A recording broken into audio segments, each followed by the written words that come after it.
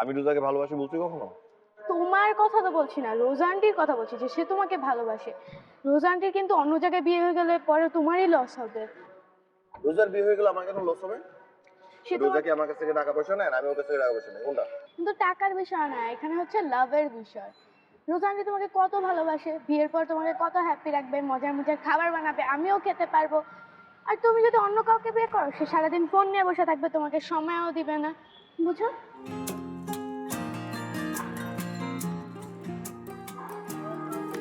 নাও, খাও না।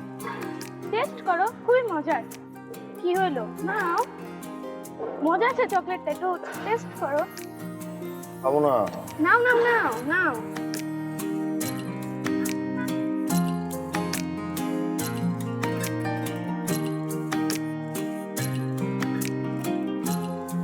মজা না?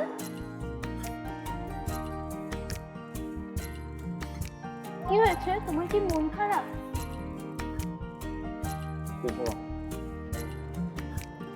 ও আচ্ছা, হ্যাঁ মনে পড়েছে, রোজা আন্টির কথা ভাবছো। আমি তোকে বলছি আমি রোজার কথা ভাবতেছি।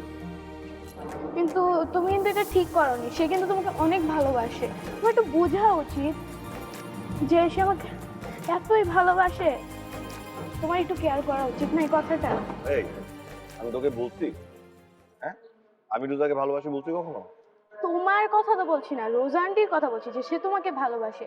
রোজা আন্টির কিন্তু অন্য জায়গায় বিয়ে হয়ে গেলে পরে তোমারই লস হবে। রোজার বিয়ে হয়ে গেলে আমার কেন লস হবে?